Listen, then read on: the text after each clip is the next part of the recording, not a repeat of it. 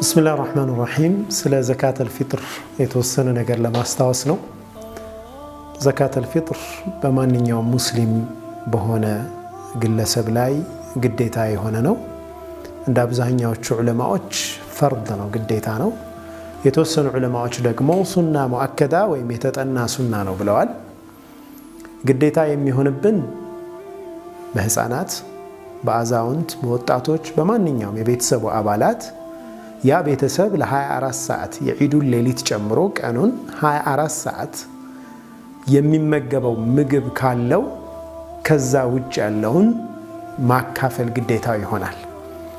ነብያችን ሰለላሁ ዐለይሂ ወሰለም ኢብኑ አባስ በዘገቡት ሐዲስ ላይ ግዴታ እንዳደረጉ ፈረደ ረሱላህ ሰለላሁ ዐለይሂ ወሰለም በማለት ነብያችን ሰለላሁ ዐለይሂ ወሰለም ግዴታ አድርገዋል ዘካተል ፍጥርን በማለት ዘግበዋል ኢብኑ አባስ። ለምን ጾመኛ በጾም ሰዓት ላይ ላጠፋቸው አንዳንድ ግድፈቶች ማጠቢያ ማስወገጃና ወጧዕመተ ሊልመሳኪን ለሚስኪኖችም ምግብ ይሆን ዘንድ ነብዩ ሰለላሁ ዐለይሂ ወሰለም ደንግገዋል። من أداها قبل الصلاة كعيد صلاة بفيت ያደረሳት ሰው زكاة الفطر ነው ተቀባይነት አግኝቷል። ከሰላት በኋላ ያወጣ ሰው ደግሞ ያወጣ ከሆነ ግን የሰደቀቱ من الصدقات እንደማንኛውም ሰደቃት ሆናለች እንጂ የዘካተል ፍጥርን ግዴታ አያሰቅጠውም ወይም ደግሞ ግዴታውን ተወጣ ያስብለው። ስለዚህ የምናወጣበት ጊዜ ከሰላት በፊት ባለው ጊዜ ነው መሆን ያለበት። የምናወጣው ለሁሉም የቤተሰብ አባላት ቆጥረን ነው የምናወጣው።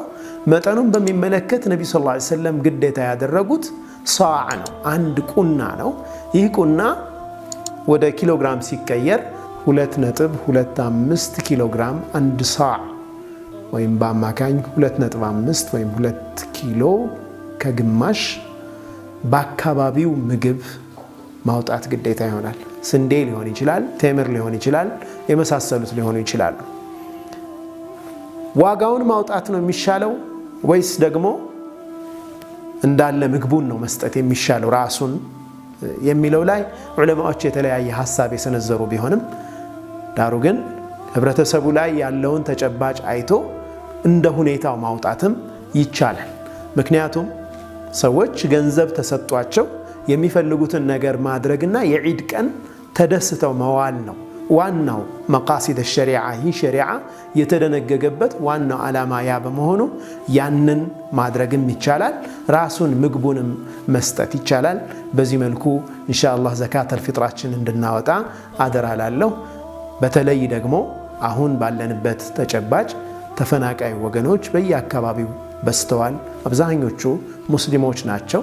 ይህ ዘካ የሚሰጠው ለሙስሊሞች በመሆኑ ኢንሻአላህ በያለንበት አካባቢ የአካባቢያችን መሳኪኖች እንዳይጎዱብን በግማሽም ቢሆን በተለያየ መንገድ ባላንስ እያደረግን ለእነኛም ወገኖች ማድረስ የምንችልበትን ሁኔታ እንሞክር ኢንሻአላህ። አላህ ሱብሓነሁ ወተዓላ ይቀበለን፣ ጾማችንን አላህ ይቀበለን። ሰላሙ አለይኩም ወራህመቱላሂ ወበረካቱሁ።